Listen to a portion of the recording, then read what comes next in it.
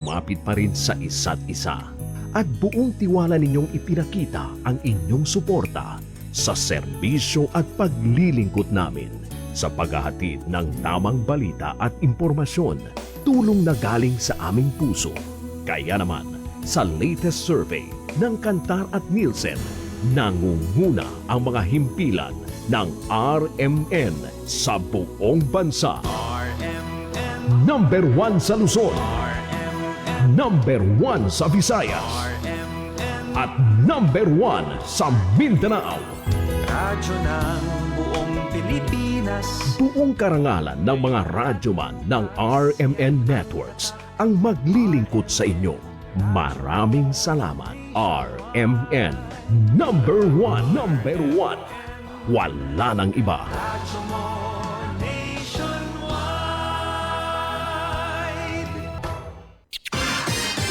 Ito ang DXMY.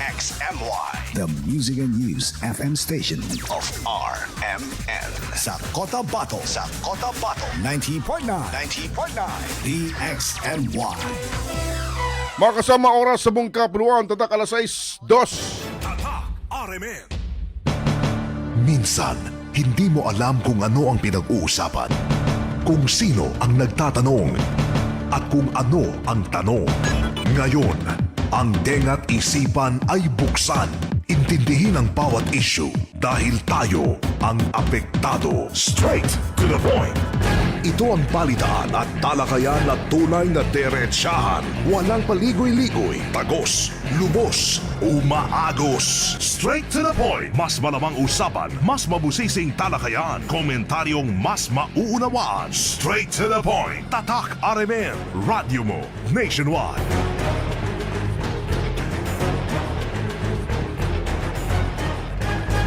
Mga kasama, umaga ng Huwebes, 14 sa buwan ng Mayo 2026. Minsan pang sa inyo di pa umaga news and public affairs program. Straight to the point. Straight to the point. Hanggang 7 o'clock ng morning, tayo ay magkakalinigan mga kasama. Siyempre, tulad po ng dati pag-uusapan natin, mga napapanong usapin, balita, mga kaganapan na dapat po ninyong malaman. Straight to the point. Mga nangyari po sa nakalipas na 24 oras sa loob at labas ng ating lokalidad. Umaasa ho kami sana ho nasa mabuti kayong kalagayan, nasa maayos na pangangatawan. Ano man po yung ginagawa, ano po yung pinagkakabalan. Welcome! Samahan po ninyo kami. Straight to the point. Ating programa live na po napapakinggan dito po sa DXMY 90.9 FM sa Cotabato City. DXMY 90.9 FM sa Cotabato City. Straight to the point. Magandang morning, Radyo Manebs. Magandang morning, Sir Erwin. Mapiyamapita, mga kasama. Assalamualaikum warahmatullahi wabarakatuh. Live na rin po ang ating programa sa ating Facebook page, DXMY 90.9 Cotabato, DXMY 90.9 Cotabato. Samantala, mga kasama, ang ating pong bagong text hotline, 0950-032-7332. 0950-032-7332. Straight to the point. Update mga kasama sa kalagayan po ng ating panahon. Laking bahagi po ng bansa ho ngayon. Kabilang po yung Metro Manila, makakaranason ng bahagyang maulap na papawirin hanggang sa magiging maulap na papawirin na may mga isolated rain showers at thunderstorm. Posible po yung flash flood and landslide sa mga panahon makakaranason ng malakas na buhos ng ulan. Ayon ho sa pag-asa, ito dulot ho ng umiiral na localized thunderstorm. Samantala, mga kasama, sa kondisyon ng hangin at karagatan nasa mahina o nasa katamtaman na nagbumula sa direksyon ng timog hanggang timog kanluran. At ang alon naman sa mga baybaying dagat ay magiging banayad hanggang sa katamtaman. Sa temperatura natin ngayong araw, mga kasama, naglalaro sa 27.6 degrees Celsius hanggang 35.3 degrees Celsius. Samantalang ang heat index naman po sa Cotabato o sa forecast ng pag-asa sa Cotabato, abot ng 41 degrees Celsius. Sumikat naman ang araw kanina 5:29 at sa Bangsamoro region, lulubog mamaya, mga kasama, 5:53 ng hapon. Straight to the point. Mga kasama sa muli sa pong napakagandang morning. Good morning, good morning, good morning, good morning, good morning.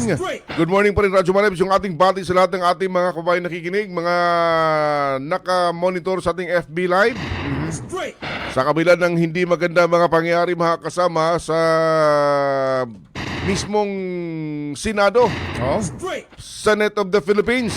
Maraming napuyat. To the point. Yan, no? Straight. Kahit tayo, talagang inabangan natin kasamang Sir Erwin dahil yun lang yung naging laman ng balita kahapon. Oo. Straight. To the point. Nagsimula yung tensyon Straight. To the point. base sa chronology of event na nilabas ng PNP, Straight. mga bandang alas 7 na Radyo Manebs. Straight. To the point. Tumagal na hanggang bago mag alas 10 ng gabi. Straight.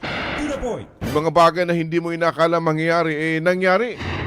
Doon sa Bulwagan, mismong sa loob ng gusali ng Senado. Straight. To the point. Pero bago yung insidente nung gabi, yung araw pa lamang Radyo Manebs, haban ng hapon, sa kasagsagan nung sesyon Straight. ng mga miyembro ng Senado, mainit na rin yung discussion Straight. o yung kanilang debatihan mga kasama. Pero yung kinagabihan, yung hindi inaasahan na literal na nagkaroon ho ng tensyon, nagkaputukan doon ho sa mismong loob ng Senado. Specifically, binabagit Radyo Manebs doon sa second floor ng Senate building mga kasama. Ano? Kung saan Straight. ayon sa naging pahayag ni Senate President Alan Peter Cayetano kagabi, Straight. nung siya ho'y mag-Facebook Live, mga around, I think, mga bago mag alas 8, Straight. sabi niya, the Senate is under attack. Straight. To the point. Ano?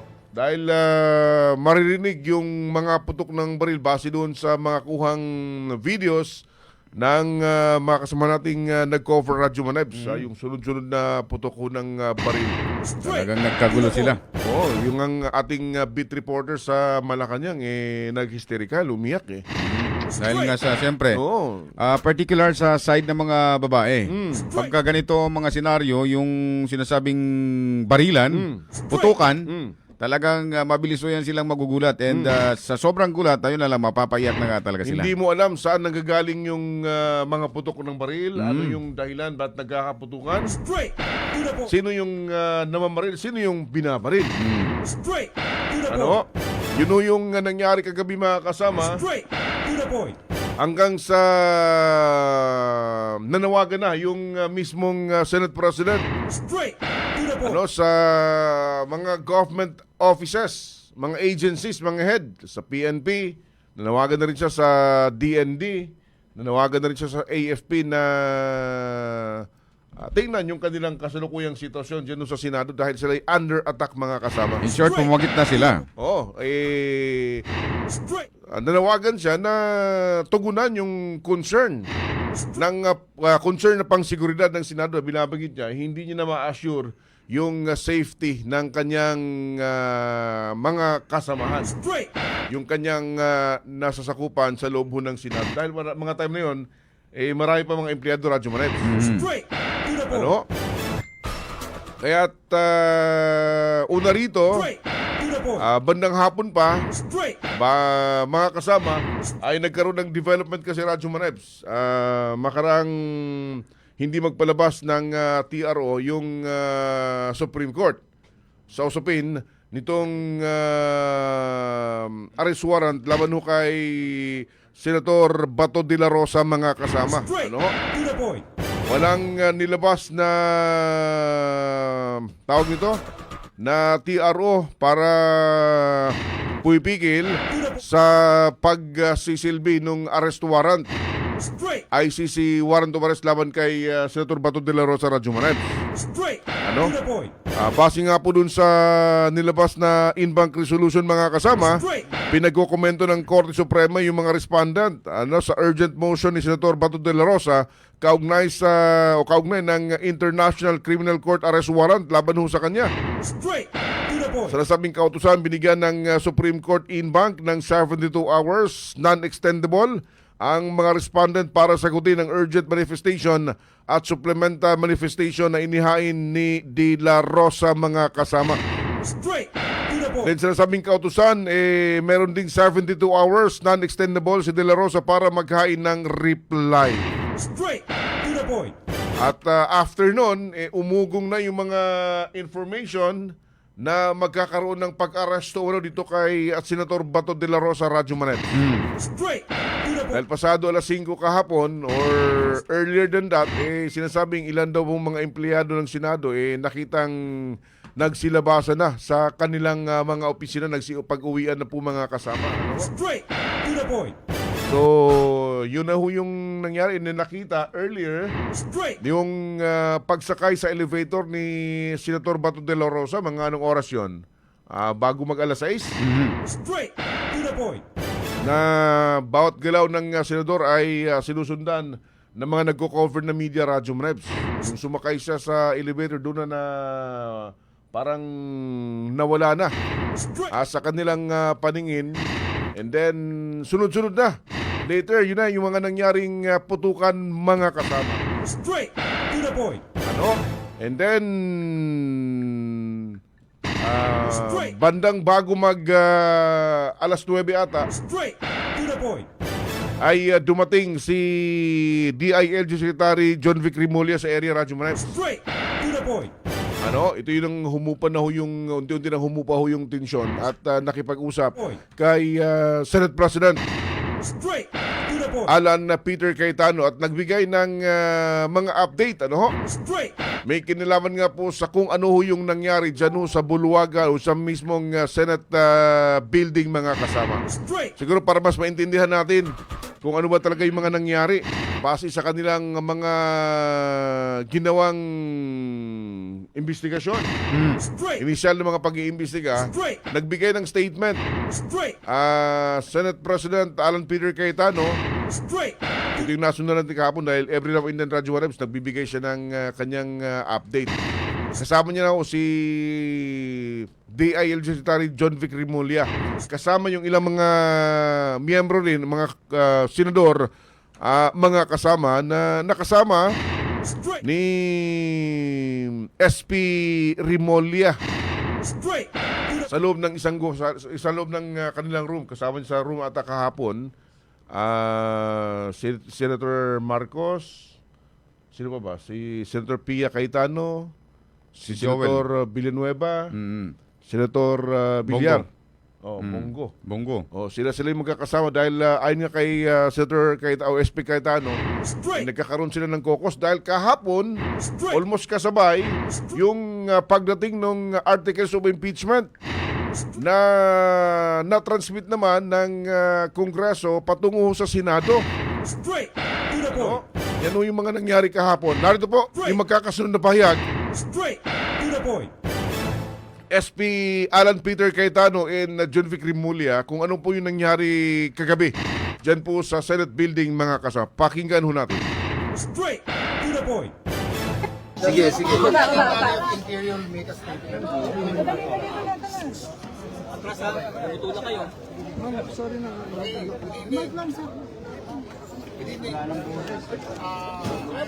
palakas ang boses, sir. Thank you. Kasama ko lang ang mga senador ngayon at nagpulong-pulong kami para makita talaga ako ano yung nangyari. Ang chronology of events at approximately 7:46, armed men tried to enter through the second floor but were stopped by the OSA. They had firearms with them, but the OSA fired a warning shot. They retreated at the back and started firing indiscriminately into the air. Now, we do not have a definite count of how many people tried to enter the building. Number two, there are no casualties. None. No one was hit, no one is wounded, no one was killed. Number three, we are in the process of determining who is behind this. We have instructed the GSIS and the Senate building, the Senate staff to secure all CCTVs. Our mission here, the President sent me here, number one, to secure the senators. There is no politics at this time. Kunin niyo yung audio dun In sa... these times of turmoil, politics goes out the window. We all belong to one country and we all believe in one nation. The President has given strict instructions. Secure the senators, whoever they may be. Next, we are not here to arrest Senator De La Rosa. In fact, we are here to protect him. Let that be clear. I made that very clear to his family. I repeat, we do not know who is behind this, but we will find them. We have all the security footages, and I'm here with the Senate President to assure him that we are only doing this to secure them. What's the motive First po? and foremost, we thank God that everyone's safe. We'd like to thank the President, Secretary Teodoro, Secretary Remulla, who personally came here. Chief PNP Narcotics is here. So as you know, last Monday, nag-request po tayo ng PNP just to make sure na yung investigation natin with NBI that there will be no untoward incidents. So at around 6:45, 7 o'clock, some senators got warnings na umuwi na. At nagtataka kami what that meant. So sabi ko, please don't believe that because the last thing anyone wants is yung gulo. At around that time, we got information, about an hour before that, we got information, parating na dito yung articles of impeachment. So we decided to extend our focus and to mag-meeting na how we can prove by actions yung sinabi namin that this change in leadership is not about politics, it's not about impeachment. So at around that time na sinabi ni Sec. Remulla, we heard noises, akala ni Senator Villanueva, paputok, fireworks, and I even went to the window at pinagalitan nga ako ng sister ko dahil we don't do that. But after a few minutes, may paputok na naman, then we smelled and then I was already watching TV, hindi ko na ma-contact. And then tumawag yung USAA na, sir, confirmed na may shooter, hanggang dun lang. By that time, tumawag na si Sec. Remulla that calm everyone down, but we're on our way, make sure na papasukin kami. So we agreed on a objective, comprehensive investigation. I expressed to the President, who was a senator before he became President, Sec. Remulla, that of course the safety of my colleagues is very important, but yung integrity din ng Senado. The building is more than a building. In fact, it's not even our building, it's GSIS. But it represents the democracy of our country. So I'd like to thank you, kayo din sa media. No? I know you're also confused, but you decided to stay. So in the next few days lang, make sure lang na hindi tayo mag-infiltrate until we get to the bottom of this. No? So the OSAA and the PNP under the direction of myself and Sec. Remulla is now going floor by floor and we'll do the same sa kabilang building. We won't say any more operational details, but we will try to make sure na safe. I'll be here tomorrow. That's if I go home tonight. No, I'll be here and we'll brief you further. No, so we'll stop there. Pasensya lang po kayo. We'll stop muna sa details. Mahirap po na iba-ibang magpa-interview. So I'm directing the staff, no, not to tell a lie, not to tell the whole truth, and to make sure nga that we cooperate with the PNP in their investigation. Who are the shooters and how many, sir? How many shooters, sir? How many? Again, we still have to determine through CCTV footage kung sino po ilan talaga sila. Opo. So we cannot answer that with any definitive witness. Paano po nakapasok? Paano po nakapasok? Sir, USAA yung una nagpapatok warning shot.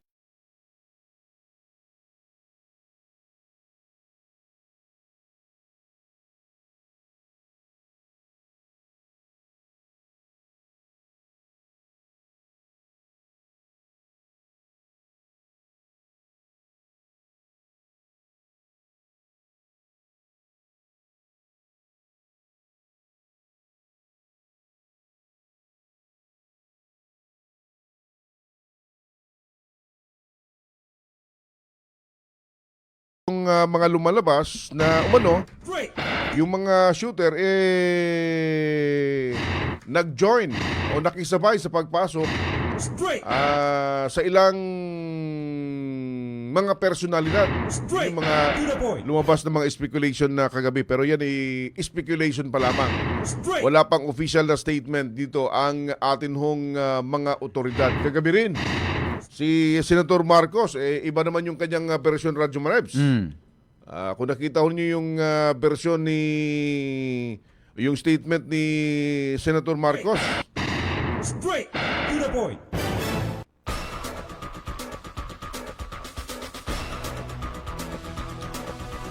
mga kasama at Straight. kanyang pinagbibintangan o kanyang itinuturo Straight. na umano napasok sila ng mga ahente umano ng NBI. Straight. Kahapon earlier, ayon na rin po sa Senate Sergeant at Arms, yung kanilang alleged, kung sino po yung mga armadong nakapasok, ayon ho sa kanila, hindi, perceived, sabi niya, Straight to the point. NBI agent daw ho mga kasama. Pero kahapon, sa isang panayam, mariing itinanggi ng mismong Straight. hepe ng NBI yung nasabi mga aligasyon. Sinabing wala sila doon ho sa Senate building dahil nasa isang okasyon sila. May binabanggit siya, meron silang okasyong dinaluhan kasama ho yung mga opisyal ng National Bureau of Investigation mga kasama. Straight to the point. So, ito yung bahagi. To the point.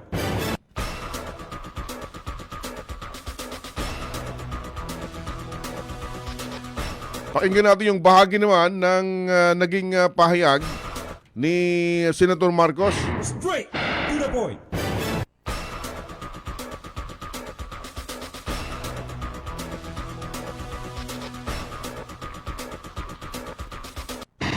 Straight to the point. Straight to the point. Straight to the point. Straight to the Ano ho? point. Kaya marami yung hindi ma-express yung pakiramdam, Radyo Manay, kung papaano nangyari itong nasabing insidente sa loob ng Senate building mismo. Ano ho? Na ng Pilipinas mga kasama. At sino yung nasa likod Straight to the point. nitong nasabing pangyayari. Pakinggan natin yung bahagi, narito yung bahagi ng pahayag. Straight. Kagabi nito ni Senator Amy Marcos. Straight to the point.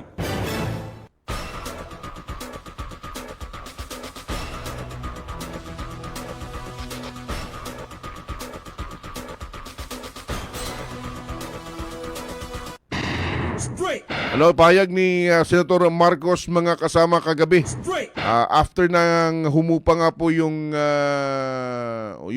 kasagsagan nung pangyayari dyan sa Senado. Narito po, Straight. pakinggan natin si Senator Amy Marcos. Straight to the point. Kakagulo pa rin kami rito kasi ang balita may nahuli na isang NBI na CA, confidential agent, na binalikan yung kanyang tactical bag na siyang naiwan dito sa hagdan ng second floor kung saan nagmula yung putukan. Ngayon, yung tao na nahuli, pinangalanan yung NBI boss niya, si Attorney Bomediano ng NBI Transnational Crime. Kung sino man siya daw yung nag-order sa kanila na lusubin yung Senado at takipin si Senator Bato. Ano man ang mangyari, sino man ang masaktan. Kaya eto nga, Attorney Bomediano, kung sino ka man, sana ipaliwanag mo kung paano ito nangyari na sinugod, linusob ang Senado at nagkaputukan sa amin dito sa mga senador ng ating republika. Hindi ito dapat nangyayari sa Pilipinas, higit sa lahat sa institusyon ng Senado. Straight to the point. Yan yung mabigat, Radyo Manay, na naging statement ni Senator Amy Marcos kahapon dahil meron siyang pinangalanan. Binabanggit siya, meron umanong isang ahente ng NBI yung nahuli. Makarang balikan niya yung kanyang yung bag.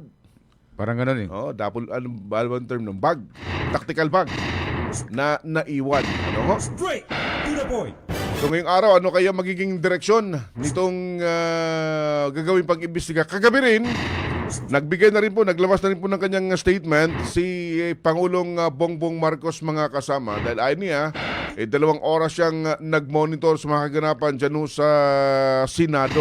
Straight to the point. Oo, at kayo ho yung naging takbo ng mensaheng nilabas ng Pangulo ho ng ating bansang Pilipinas, mga kasama. Straight to the point. Magandang gabi po mga minamahal kong kababayan. Ako'y nais magbigay ng isang statement. Straight to the point. Mga 2 oras kalahati ko na minomonitor ang sitwasyon. At nung una kong nabalitaan na naputukan, ay ang una kong tinawagan ay si Sec. John Vic Remulla ng DILG. At tinanong ko, magpa-report ka sa mga pulis na nandun na kung may nangyari, kung meron silang ginawa. At tapos ang sunod na tawag ko naman ay sa NBI. At tinanong ko sa mga NBI at kay Director Matibag, kayo ba ay pumasok sa Senado? Sabi niya, wala kang instruction. Ang sabi sa akin, wala kang instruction, sir. Kaya ba't namin gagawin yun? Kaya masasabi ko sa ating mga kababayan, yung nakikita po ninyo na naka-uniforme sa loob, sa mga sa news, ang mga naka-uniforme doon, 2 klase. Yung PNP, police, na naka-duty sa Senado. Nandoon sila para bantayan ng Senado, para mag-crowd control, para mag-secure ang Senado. Yung isa pang may hawak na naka-uniforme ay yung Marines, may Marine Detachment na nandun talaga sa Senado, tiga dun sila. Ang pagtrabaho din nila is secure ang Senado at magbigay ng yung nakikita ninyong honor guard. Yan lang ang sundalo o pulis na nasa loob, tiga doon ang nandun. Yung isa pang nakita ninyong grupo na kasibilyan at may hawak ng mga mahaba, mga usayon, yun naman sa Sergeant at Arms ng Senado. So lahat ng nakikita ninyong naka-uniforme o naka-armado ay nandun, ay tiga doon. Nandun sila talaga, doon sila nagjo-duty. At isa pa ay nais kong maibida sa inyong lahat, wala pong instruction kahit na kanino na hulihin si Senator Bato.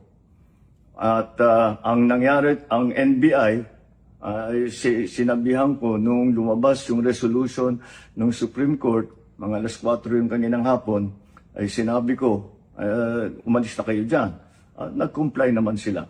Kaya nung kausap ko si Director Matibag, sabi niya walang NBI doon, nandito lahat kami sa opisina.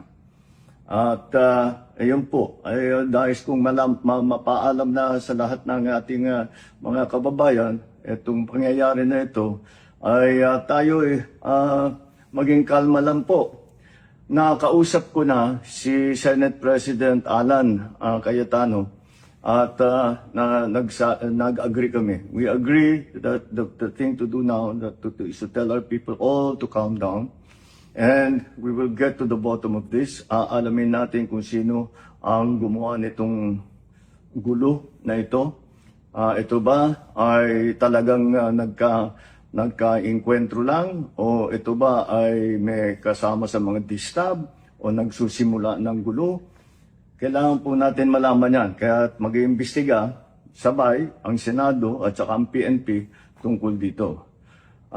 Masasabi ko lang at para hindi po mag-alala ang taong bayan, hindi po gobyerno ang gumawa nito. Walang pumasok na tigalabas na sundalo, na militar, na NBI sa Senado. Hindi po natin alam kung sino yun na sumubok na pumasok at saka dahil doon ay nagkaputukan. Aalamin po natin. At kinukuha po natin, kinukulikta natin ngayon lahat ng ebidensya na nandiyan. Maraming salamat po. Kalma lang po. Asahan ninyo yung gobyerno po ninyo. Hindi gagawin ito.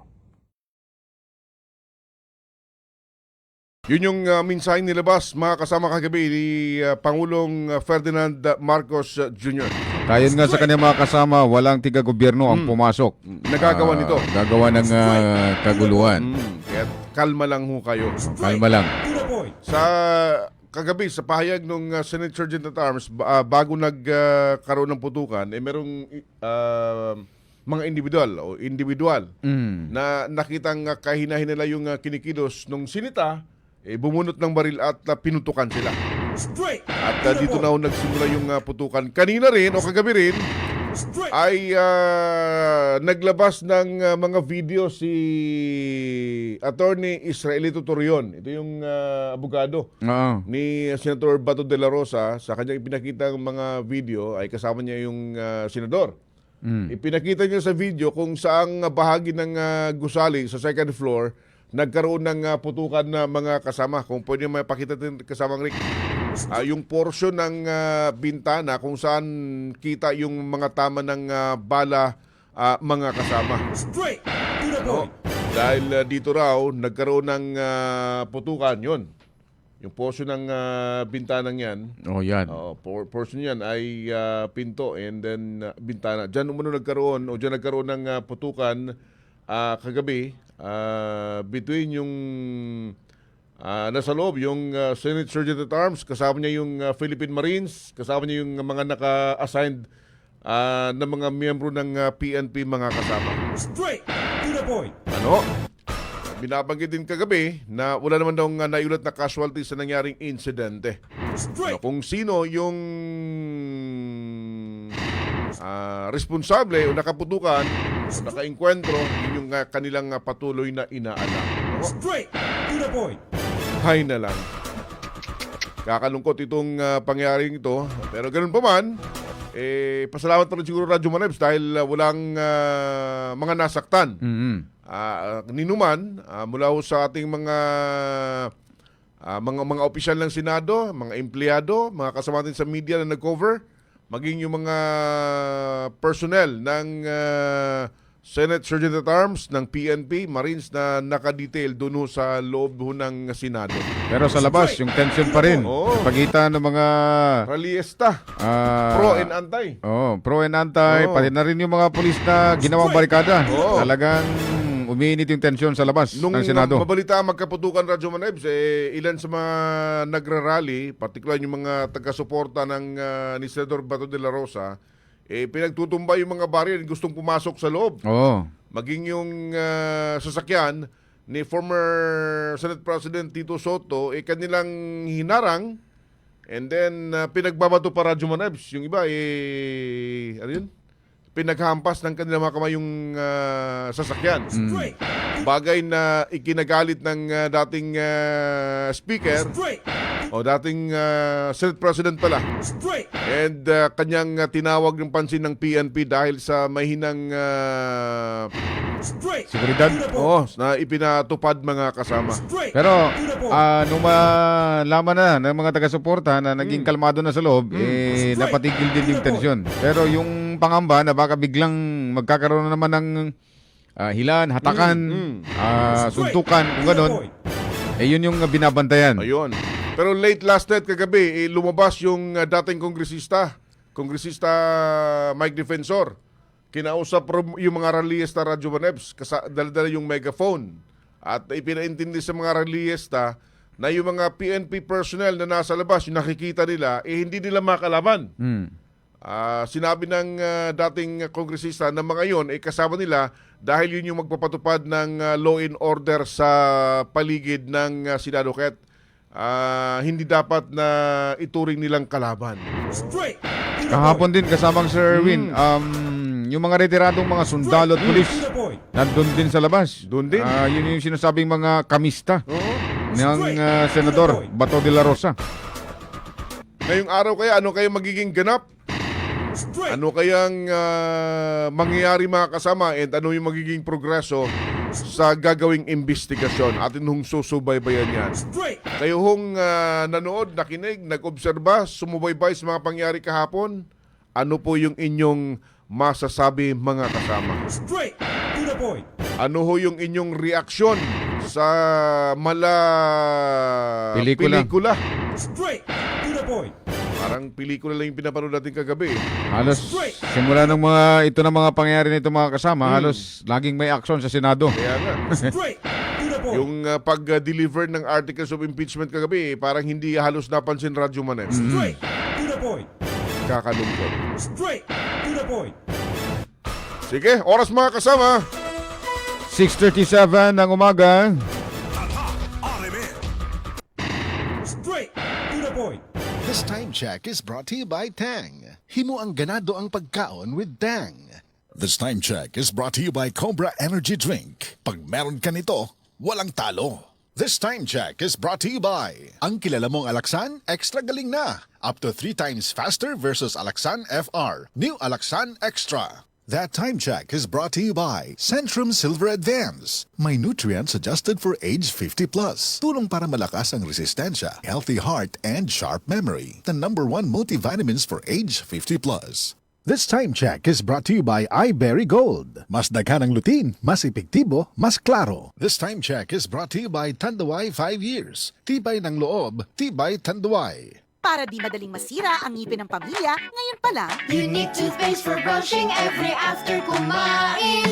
dahil ang Unique Toothpaste, may Max Protect formula.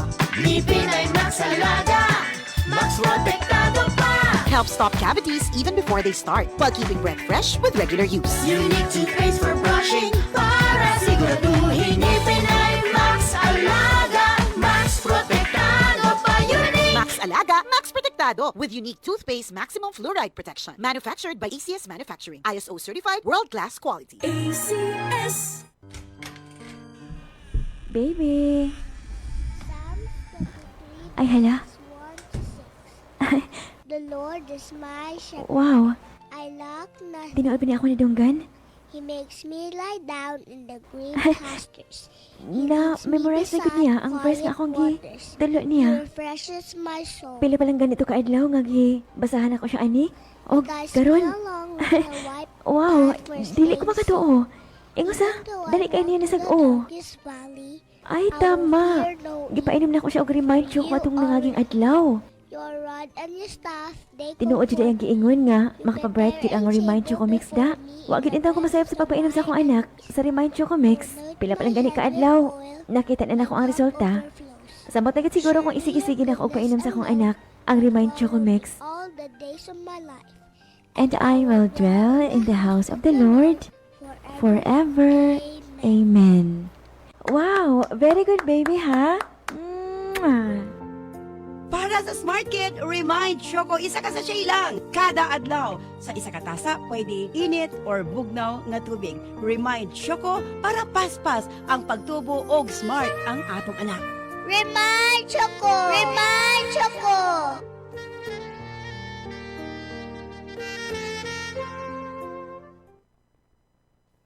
Chumo Nationwide.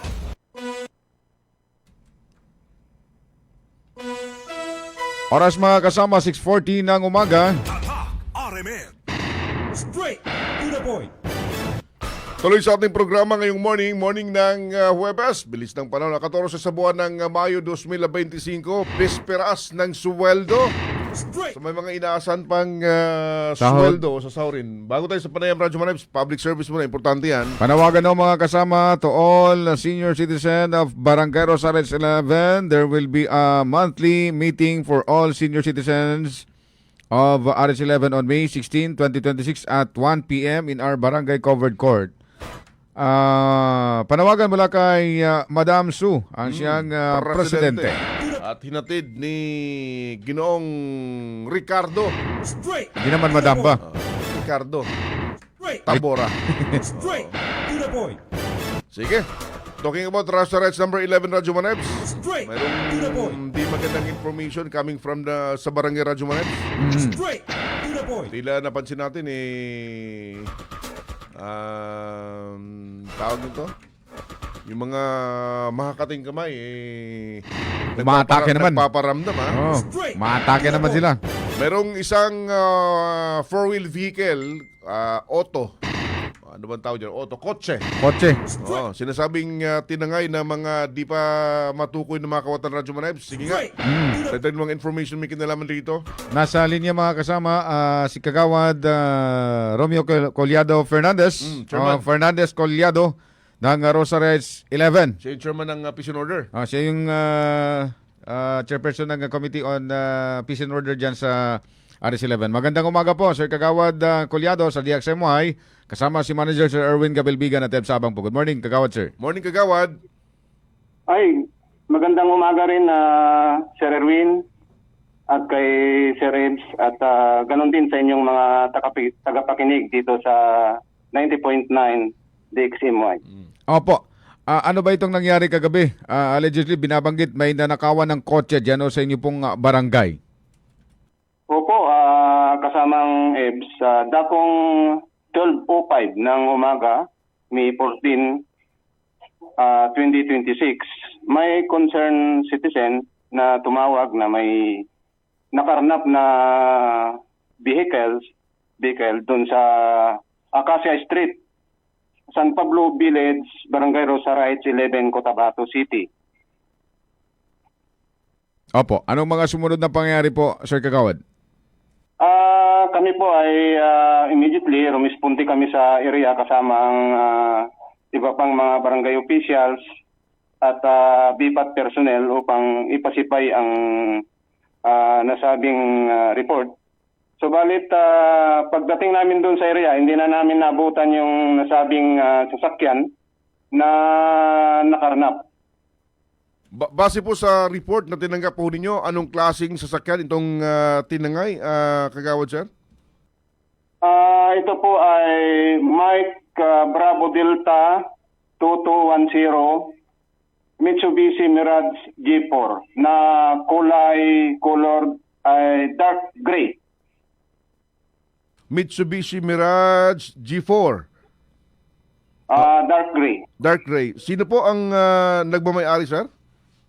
Ang nagmamayari po ito ay si Mr. Titus Untal na nakatera rin po doon sa nasabing lugar, Sir Erwin. Opo. Base po sa initial ho yung pag-iimbestiga, yung nasabing sasakyan, saan ho nakaparada ng tangin ho ng mga kawatan?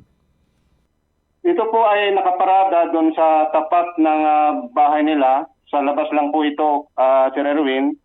Sa statement po ng nag-added namin sa mga relatives ni Mr. Ontal, ay may narinig silang umandar na sasakyan. At kagad po nilang tinignan ito, yun pala ay yung sasakyan na nila na nakaparada doon sa lugar at mabilis itong kumaripas palabas doon sa kanilang area. Yung bahay, sir, ng biktima, may tao doon ho. May mga tao ng oras na tinangay yung sasakyan. Ay, ganito po. Doon po sa may-ari ng bahay, gising pa po sila. Yung mga oras na yun at narinig nga nila na may umandar na sasakyan at mabilis na pinatakbo. Meron bang mga nakuhang video, CCTV recording sa paligid ho ng barangay, Kagawad, na pwede makatulong sa ginagawang investigasyon ng mga otoridad ngayon? Ganito po, Sir Erwin, sa isang kasamahan po na barangay official dito ay backtracking niya doon po sa aming CCTV ay may naghatid na isang kotse pero hindi ma-identified doon sa CCTV footage. Hindi kalayuan doon sa lugar na pinangyarihan ng pagkarnap ng sasakyan at naglakad ito. Ulitin ko, sir.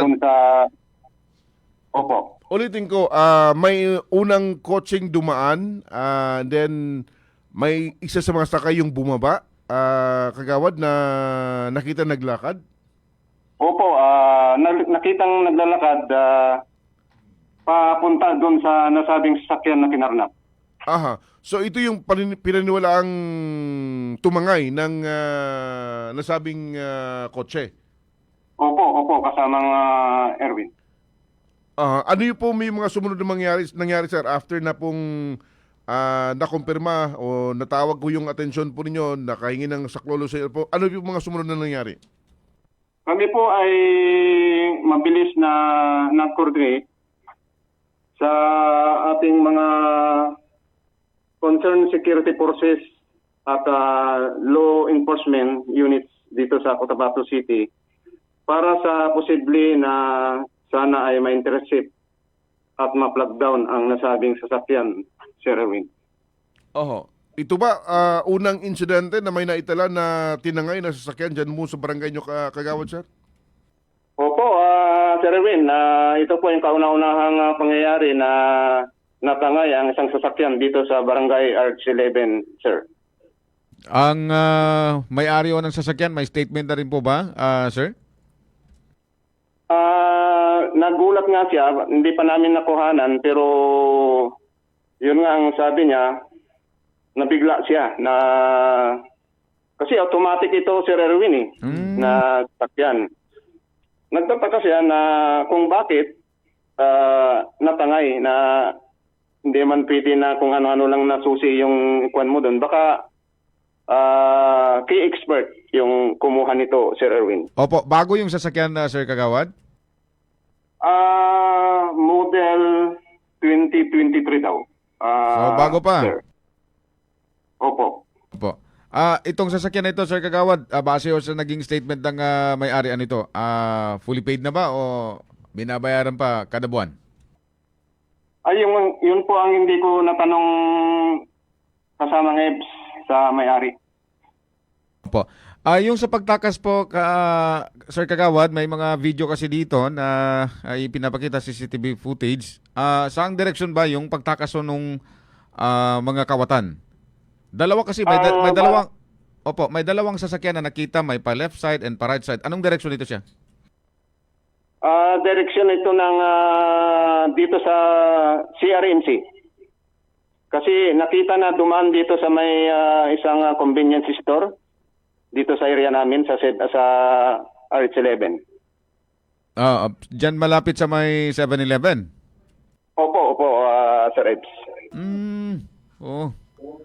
Okay. With this, ano yung mga effort na gagawin ho ninyo dyan sa barangay? Considering ikaw yung committee chairman ng Peace and Order para hindi na ho masundan pa. Alam na natin dyan sa area niyo, napakarami mga sasakyan na Kagawad, sir, yung mga owners.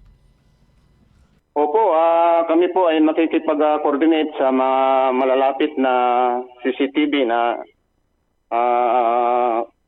may posibilidad na medyo clear ang pagkakuha upang sa ganun ay ma-identify natin itong perpetrator na ito, Sir Erwin. Ang barangay chairman nun, Kagawad, sir, may direktiba na rin ba kung ano yung mas dadagdagan pang seguridad dyan sa RH11? Opo, immediately po ay meron siyang directive na paigtingin pa ang pagbabantay ng aming BPAT personnel dito sa area upang sa ganun ay hindi na sana maulit yung kahalintulad na pangyayari dito sa barangay namin. Ayun. Sir, pakiulit yung plate number ng nasabing sasakyan. Mike Bravo Delta 2210 Mitsubishi Mirage G4 color dark gray. Okay, malinaw po yun. Kagawad, kami po nagpapasalamat ng marami sa oras, information po na ibinahagi sa ating mga kababayan nakikinig. Hopefully, sana ma-recover yung nasabing sasakyan, Kagawad, sir. Opo, Sir Erwin, Sir Ebs, maraming salamat din po sa pagpapaunlak na maibahagi ang mga pangyayaring naganap dito kagabi sa aming lugar. Maraming salamat. Salamat. Magandang umaga po sa inyo. Lahat ng tanong, straight to the point. Mga kasama, si RH11 Kagawad, Romeo Collado, kognay nga dito sa sasakyan Mitsubishi Mirage G4. 2023 model. Dark gray ang color, mga kasama, na may plate number MBD 2210. Straight to the point. Na pagmamayari po ng isang Titus Untal. Straight to the point. Talagang sumasalakay ng mga kawatan. Oo, yung the other night, Motorsiklo. Mabuti lamang at mabilis na nakapag-responde, na-recover, nahuli yung suspect. Straight to the point. Kaya't ingat sa mga vehicle owner hindi lang motorsiklo dahil kapon yung pinag-uusapan natin, mga owners, para sa mga owner ng motorsiklo. Ngayon, maging yung mga four-wheel vehicle. Straight to the point. Lalong-lalo na yung mga nakaparada lang sa labas ng Kaya nga, bahay ng natin. bahay. Parang, To the point. parang nabigyan ako doon ng... Ganun. Kaya't ingat kung ano pa yung mga pwede pang security measures na magawa ng bawat isa ay gawin na ho, mga kasama. Dahil ito yung sinasabing mga bukas kotse gang. And then pagka mabuksan yung sasakyan, either nanakawin man yung mga nasa loob ng sasakyan or di kaya yun na mismong sasakyan ang tatangayin. Yung binabanggit ni Kagawad Kulyado, automatic yung sasakyan.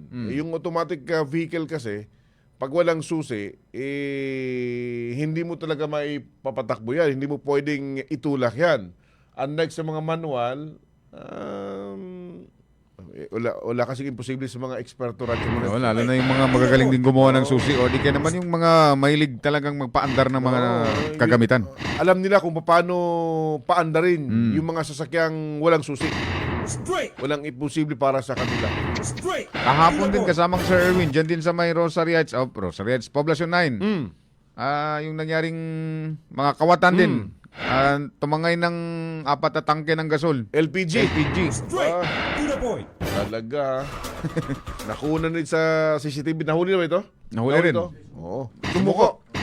Straight to the point. At nung kahapon din kasamang Sir Erwin, sa KCC naman, mga chocolate naman. Ninako rin. To the point. Ano ba talagang nangyari? To the point. Dikas naman ito, talagang sobrang krisis na. Ganun? Pero hindi naman siguro magiging paraan yan para resolbahin yung krisis na nararanasan ng bawat isa mga kasama. Dahil lagi naman din natin naririnig sa balita, nakikita sa social media, na kaliwat kanan yung namamahagi ng mga tulong, ayuda. Kaya nga. So, imposible na magkakaroon ng crisis. 5 more minutes bago alas 7 ng umaga. Reports tayo mga kasama. Ito malungkot na balita kasamang Sir Erwin, si Councilor Muhammad, ipinapapahanap yung lalaking nakabuntis ng sinasabing PWD, bingi at pipi. Nako. Sa detalye ng balita, Radyoman Maestro Rahiban Sao. DXMY. Tata RMN Report. Humarap sa piling mamayag si Cotabato City Councilor Nasruddin Kapad Jonas Muhammad kaugnay sa reklamong isinampal laban sa isang lalaki na umano'y nakabuntis at tumakas matapos mabuntis ito ang isang person with disability na pipi at bingi. Kinilala ni City Councilor Muhammad ang naturang suspect na si Abdul Magid Kamanso na sinasabing pamangkin ng kanyang asawa ang nabuntis nito. Ayon sa opisyal, mismong itinuro umano ng biktima ang suspect nang dalhin ito sa kanilang tahanan upang kilalanin ang responsable sa kanyang pagbubuntis. Sinabi rin ni Muhammad na umamin umano ang suspect sa naturang insidente. Gayunman, kinaumagahan ay agad tumakas at nagtungo ito sa bayan ng Dato Paglasa at General Salipada Pindatun sa Maguindanao del Sur ang suspect. Dahil dito ay nanawagan si City Councilor Muhammad kay Kamaso na voluntaryong bumalik at harapin ang kasong isinampas laban sa kanya. Kani Abdul Magid Kamansuan yan na itan yan siya sa biniruan, surrender yan siya ka siya sumit yung kaso nila na kayain na ng kaso na pakiwataan mo na magkaroon manila na PWD di makakinig, di makataro na nagingin na di namin katawan ka, sakali namin natawan na kinagugay niya ba Abdul Magid na nakambitay ta ka no magabi at doon nga di ka no parupang tanudi ka kapendo ka saan sa Maguindano Paglas atau ka GSKP dosan sa Kuana Paglat no apendo ka saan na matunay man si Kaupad pingapanin ko sa may warrant ko. Di ka dyan sa mana na making kasi problema. Kasama mo sa DXMY 90.9 Radyoman Maestro Rahiban sa Tatak Aramen. Radyo mo nationwide. Maraming salamat Radyoman Maestro, nakakalungkot. Pati ba naman PWD papatulan pa nitong mga... Disinanto. Masaklap dahil nabuntis. Kepi na nga, bulag pa, anong magagawa? Samantala mga kasama, si Commander Wawan na inuugnay ni Sammy Sopian na umano'y sumusulsol sa oposisyon laban sa UBJP, pinabulaanan ang akusasyon. Sa detalye ng balita, Radyoman Juldy Mapalaw. DXMY. Tata RMN Report. Mariing pinabulaanan ni Wawan Dumamba ang akusasyon na siya di umano ang sumulsol at nasa likod ng paghahain ni sa habunin panambulan usop ng oposisyon sa COMELEC para questionin ang accreditation ng United Bangsamoro Justice Party o UBJP. Sinabi sa DXMY ni Wawan na wala umano siyang kinalaman sa isyu at tanging kakilala lamang mano nito si Sahabudin bilang kasapi ng Moro Islamic Liberation Front o MLF. Anya pa, nagulat na lamang mano siya nang makita nitong naipost na sa social media ang kanyang litrato kaugnay sa nasabing isyu. Belinisan ko akia ngalan dyan. Talagang dako manggarakinan. Ako makamong sa petition nun. Kasi ako yun ang nasabutan sa mga taga-Parabanawa. Di ka na ko Facebook. Actually, sabab sa organisasyon na email sa humpungan. Ang na makadataga sa pamakapagilayabo. Nabubay kasabot ko sana na tao. Pantag sa mimbayaralan niya sa social media. Matitig sa per ako may petition sa UBJP. Di ka na banalina. Ako manggarakinan. Dapat na kabanalinan. Di kinabuso yadon banawag sa mga taga-prasa adon gilin yung naka-post isa ko may petition sa UBGP na dapat sabot ko ron. Kaya kita, kung naso kaya sa pamilya ko, mga sulog ko banawag dyan, nil na naka-post. Bilang niya pa naka-interview ko, di ko kalingan ni madawi tingala ko saan, makamong ron sa daraki ron. Kaya ko, panggulaan niya. Nilinaw din niya na wala na silang koneksyon sa nasabing issue lalo't hinggil sa usaping politika. Dahil dito ay nananawagan siya sa lahat ng mga may kinakatigang partido na huwag magpadala sa kung ano ang kautusan ng kahit sino para lamang manira ng kanilang kapwa. Matatanaan na si Wawan Dumamba ay walang alinlangang iniugnay ng social media influencer na si Sammy Supian na umano'y sumusuporta noon kay Sahabudin usop na harangan ang accreditation ng UBJP sa COMELEC. Tuloy sa gunawan ito yung badak mo ni Kisunami. Di ka na po tao. Bilang taga-Pravo kasi sa organisasyon na email. Babadzabutan mo sa langon ng taga-Pra. Magidjani UBJP. Djani membro na email. Na saksidon sa Allah Ta'ala. Na dalakit lambik sa nan aping gula. Aki bunggit makataga-Pra sa ano. Niya ko din napagitong. Sabab sa dabon laki sa nan. Dalakit lambik sa nan. Siya sa mga pagalit ko, mga sulog ko. Magidjan sa mga taga-Pra. Na pantag dyan nili no nan naka-upload na dalakit lambik sa nan. Dalakit sa na pagitong namba aping gula. Kasama mo sa DXMY 90.9 RMN Cotabato, Radyoman Julie Mapalao, Tatak RMN. Radyo mo nationwide. Maraming salamat, Radyoman Joel de Mapalao. Samantala, DepEd Region 12, mas palalakasin ng school-based feeding program sa detalye. Radyoman DC Mangod. DXMY. Tatak RMN Report. Patuloy ang laban kontra malnutrisyon sa mga batang mag-aaral sa Soksagen. Ayon kay Department of Education o DepEd 12 nutritionist dietitian Maria Lourdes Ines, lalo pang palalakasin ngayong school year ang School-Based Feeding Program o SBFP sa mga pampublikong paaralan sa buong rehiyon. Ito ay upang mas mapalawak ang benepisyong hatid nito sa mga mag-aaral na kabilang sa mga pinaka-nangangailangang magkaroon ng sapat na nutrisyon. Otomatikong kasali ang mga batang mula kinder hanggang grade 1, habang para sa grade 2 pataas, sakop ang mga wasted at severely wasted na mag-aaral. Pinalawak din ang coverage para sa mga buntis na mag-aaral at mga estudyante mula grade 7 hanggang grade 12. For this incoming school year, na-enhance po yung program. It will be all kinder, all grade 1, and the severely wasted and wasted children na grade 2 above. And also na-include na po by this coming school year, pati na po yung secondary learners natin na severely wasted and wasted, and the pregnant learners. Ang tinig ni DepEd 12 nutritionist dietitian Maria Lourdes Ines. Sa ilalim ng mas pinalakas na implementasyon ng school-based feeding program, inaasahang mas maraming benepisyaryo ang mabibigyan ng masusustansyang pagkain araw-araw sa loob ng paaralan. Bibigyang diin din ang paggamit ng mas balanseng menu na may sapat na nutrisyon para sa paglaki at pag-unlad ng mga bata. Kasama mo sa DXMY 90.9 Radio Monday si Mangud, Tatak RMN. Nationwide. Salamat sa mga reports. May importante public service dito. Sabi niya, pa-announce sa ETD alumni. Sabi niya rito, may script apel de la Radyo Marebs. Magandang araw mga kaibigan. Isang mainit na masayang paanyaya para sa lahat ng Notre Dame alumni. Inaanyayahan po namin kayo sa isang espesyal na pagtitipon ngayong May 16, 2026. Aba, brado ito Radyo Marebs. Mula 7:30 ng umaga hanggang alas 12 ng tanghali sa temang One Notre Dame, One Mission. Alumni United in Faith and Service. Ito ay isang makabuluhang pagkakataon upang muling magkakasama-sama, balikan ang masayang alaala at patatagin ang samahan bilang isang pamilya ng Notre Dame. May color coding sila. Para sa batch 2029-2020, green. Pink naman sa batch 2020-2021, red. Batch 2021-2022, yellow. Batch 2023-2024. Yung blue batch 2024-2025, then black naman batch 2025-2026. At para sa iba pang batch na hindi nabanggit, kayo po ay lubos naming inaanyayahan. Kayo ay mahalagang bahagi ng Notre Dame family. Kaya ano pa yung inaantay, halina't magsama-sama, magbalik tanaw at ipagdiwang ang ating pinagmulan. Kita-kits tayo May 16. Maraming salamat, mabuhay Notre Dame alumni. At ito pa, panawagan din si Ginang Hanina Sulaiman Iman na nawaglit yung kanyang pera kasamang Sir Erwin. Uy! Naglalaman ng yung kanyang pera na 5,000 pesos. Kinita nito mula sa panindang sampayan. Nako.